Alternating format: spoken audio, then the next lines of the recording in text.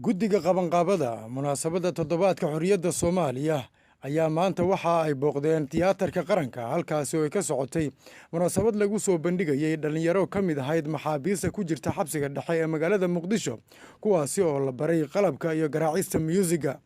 maareeyaha wakaaladda horumarinta dhismaha qaranka Soomaaliyeed Sareeye Guud Bashiir Maxamed Jaamac Bashiir Goobe ayaa sheegay in fikirkani uu lahaa madaxweynaha Jamhuuriyadda Soomaaliya Mudane Maxamed Cabdullaahi Farmaajo taasoo ahayd in la baro xirfado kala duwan dhalinyarada ku jirta xabsiga dhexe ee Muqdisho arrintaasi ayaa waxa uu sheegay in iyagana ay suuro geliyeen oo uu dhaqan galay fikirkii madaxweynaha dalka waxaana uu sheegay maanta miraheeda inay yihiin dhalinyaradan halkan lagu soo bandhigay kuwaasi oo la baray qalabka iyo garaacista musiga mashruucan haddaan background kaga sheekayo mashruuc waxa uu fakaray oo maskaxdeeda iyo fikirkeeda uu lahaa madaxweynaha Jamhuuriyadda Federaalka ee Soomaaliya asaga ii yeeray asaga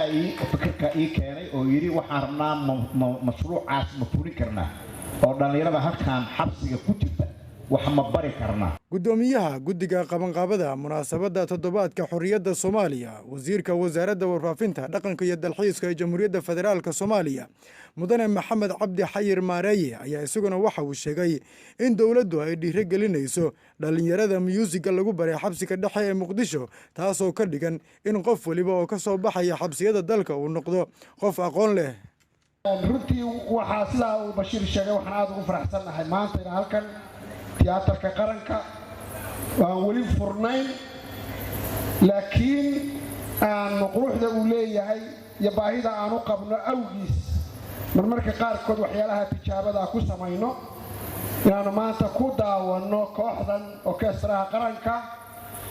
oo sidaa la sheegay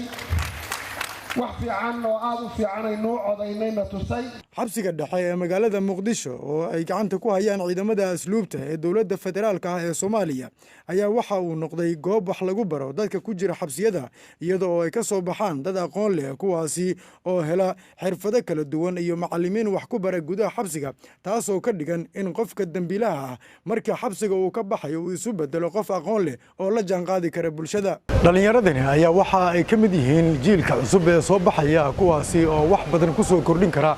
fanka Soomaaliyeed iyada oo fikirka ah dhalinyaradan in la baro qalabka musiga iyo garaacistoodaba uu ka yimaaday madaxweynaha Jamhuuriyadda Federaalka ah ee Soomaaliya Mudane Maxamed Cabdullaahi Farmaajo waana tan tallaabada ugu muhiimsan ay qaadeen